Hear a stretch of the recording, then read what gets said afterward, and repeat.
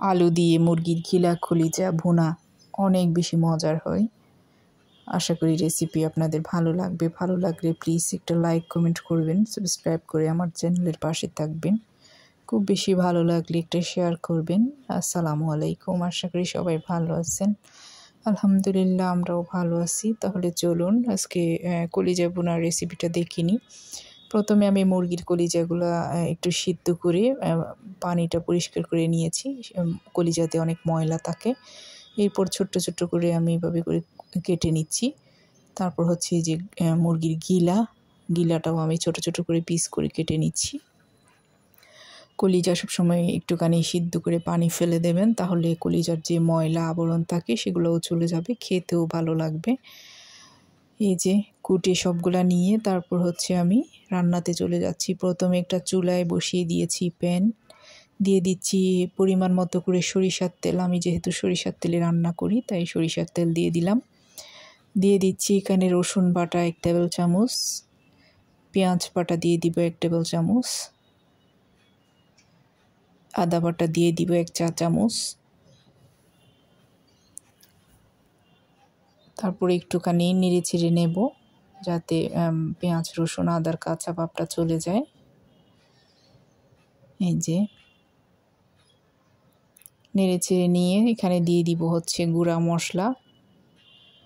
গুঁড়া মশলার মধ্যে দিয়ে দিব প্রথমে আমি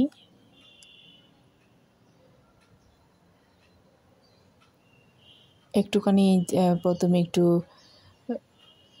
মশলাটা কষিয়ে নিয়েছি, মানে পেঁয়াজ রসুন আদাটা। এরপরে আমি তেজপাতা লং দারচিনি 1 টুকরা করে দিয়ে দিয়েছি।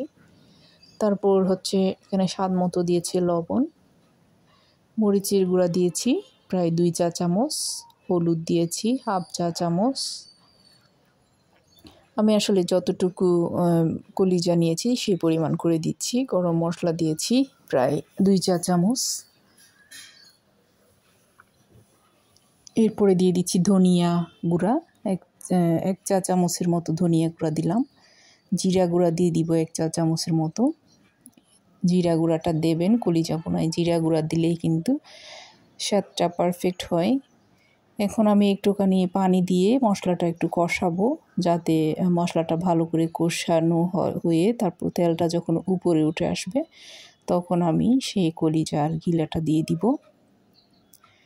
নেড়ে চেড়ে একটু ঢাকনা দিয়ে কষিয়ে নিব হালকা আছে। কষানো হয়ে গেলে আর কি তেলটা উপরে ভেসে উঠবে।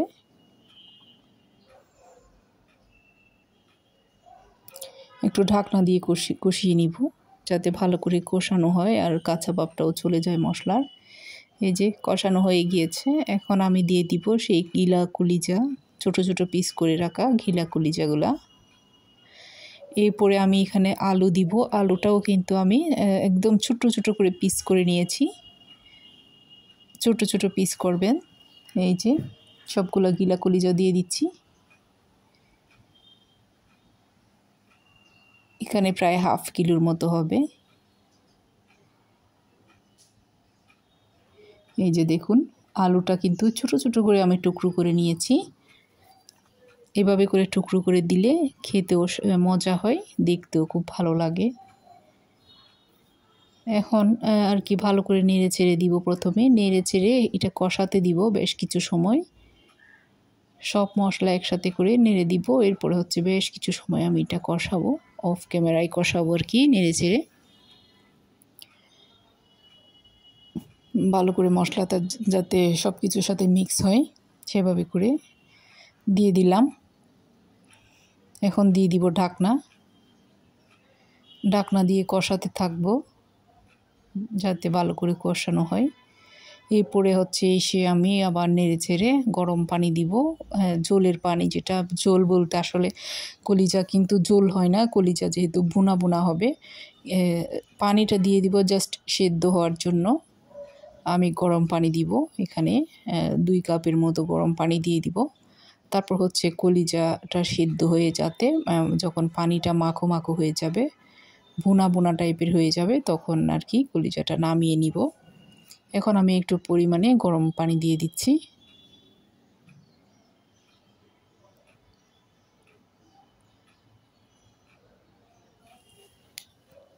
2 কাপের মতো আমি গরম পানি দিলাম, দিয়ে নেড়ে ছেড়ে ঢাকনা দেব। খুব বেশি মজা হয় আসলে কলিজা ভুনাটা। আমি প্রায় সময় যেহেতু বেশি করে মুরগি আনা হয়, দেখা যায় যে আমি কলিজাগুলা আসলে রেখে দিই, কারণ কলিজা এমনি এমনি খেতেও ভালো লাগে না, মুরগির কলিজা বিশেষ করে। এখানে শক্ত মুরগি, ব্রয়লার মুরগি দুইটারই সব আছে। এরপরে হচ্ছে আমি এই যে ঢাকনা দিয়ে এটা দেখেন রান্না করে নিচ্ছি। কিছু সময় পর পর এটা নেড়ে ছেড়ে দিব আর কি। নেড়ে ছেড়ে যখন এটা একটু শুকনা হয়ে বোনা বোনা হয়ে আসবে তখন নামিয়ে নিব। এটা চাইলে আপনারা রুটি পরোটার সাথেও খেতে পারেন। খুবই মজার হয় আসলে, খুবই মজার হয়। আমার পরিবারে তো সবাই পছন্দ করে, আমারও খুব ভালো লাগে। এই যে বোনা হয়ে গিয়েছে, এখন আমি জাস্ট সার্ভিং ডিশে এখানে সার্ভ করে নিয়েছি। আর আমার ফেসবুক পেজ থেকে যারা দেখবেন আমার পেজটাকে ফলো দিয়ে রাখবেন। যদি ভালো লাগে রেসিপি লাইক কমেন্ট করবেন। এই যে সবাই ভালো থাকবেন। আসসালামু আলাইকুম। আমাদের জন্য দোয়া করবেন।